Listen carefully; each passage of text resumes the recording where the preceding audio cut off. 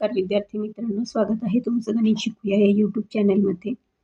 विद्यार्थी मित्रांनो, आपण इयत्ता 8वी गणित यामधील प्रकरण 8वे चौकोन रचना व चौकोनाचे प्रकार याचा अभ्यास करत आहोत. त्यामध्ये आज आपण समभुज चौकोन यातील जी पुस्तकातली सोडवलेली उदाहरणे आहेत त्यांचा अभ्यास करत आहोत. त्यामध्ये आज आपण उदाहरण क्रमांक 2 पासून सुरुवात करणार आहोत. चला तर मग आजच्या व्हिडिओला आता आपण सुरुवात करूयात.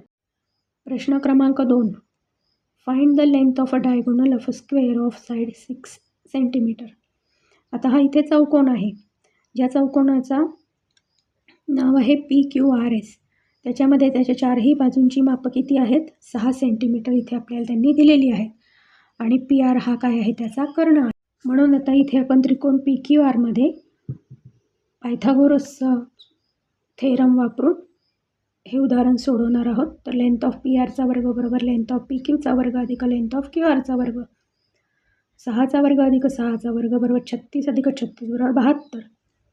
म्हणून आता 72 हे फक्त वर्गमुळातच राहणार आहे. दोन्ही बाजूंचा वर्ग केल्यानंतर आपलं उत्तर मिळतं लेंथ ऑफ PR बरोबर वर्गमुळात 72. कारण 72 हा कोणत्याही संख्येचा वर्ग नाही. इथे आता हा समभुज चौकोन आपल्याला त्यांनी सांगितलेला आहे, तो आहे BEST आणि त्याच्या कर्ण जे छेदत आहेत त्यांना ज्या बिंदू छेदतात त्याला A हे नाव दिलेलं आहे.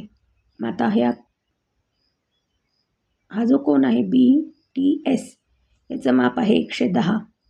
तर मग आपल्याला काय त्यांनी शोधायला सांगितलं आहे? कोन TBS जे ह्या B कोणाचं माप त्यांनी शोधायला सांगितले आहे.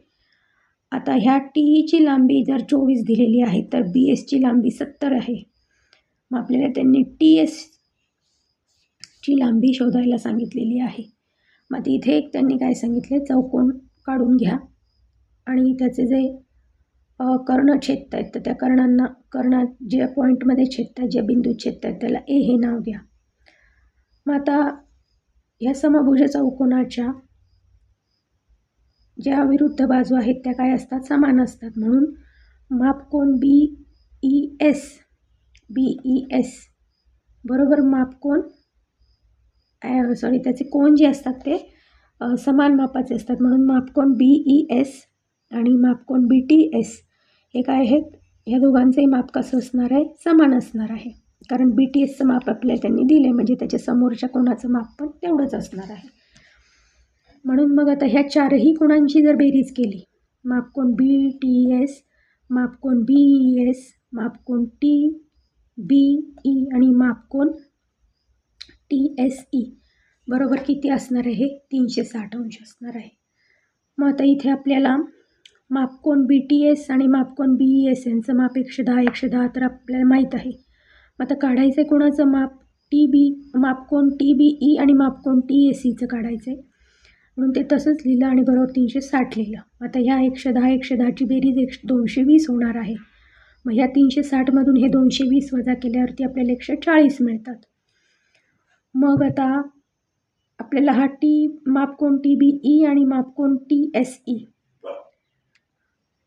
यांच्या मापांची बेरीज करायची आहे. म्हणजे ते काय असणार आहेत? कारण आता इथे आपण काय कारण देणार आहोत? तर समभुज चौकोनाच्या विरुद्ध कोणांची मापे ही समान मापाची असतात.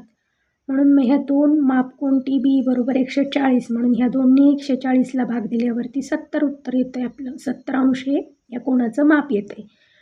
म्हणजेच मापकोन TBS बरोबर 1/2 गुणिले 70 अंश बरोबर 35 अंश. ते का?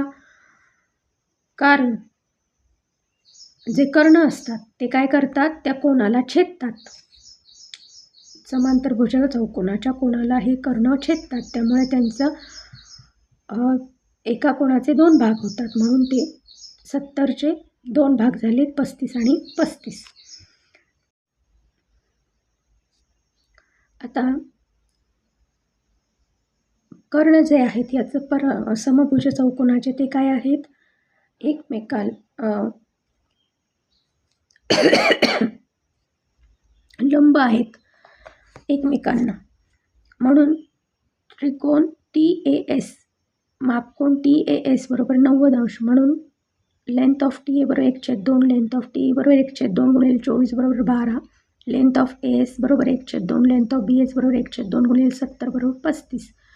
इथे आता आपण काय करणार आहोत, पायथागोरसचा थेरम वापरणार आहोत. म्हणून लेंथ ऑफ TSचा वर्ग बरोबर लेंथ ऑफ TAचा वर्ग अधिक लेंथ ऑफ ASचा वर्ग, 12चा वर्ग अधिक 35चा वर्ग बरोबर 144 अधिक 1225 बरोबर 1369. आता 1369 हा कोणाचा वर्ग आहे, तर तो आहे 37चा वर्ग. म्हणून लेंथ ऑफ TS बरोबर 37. 60.2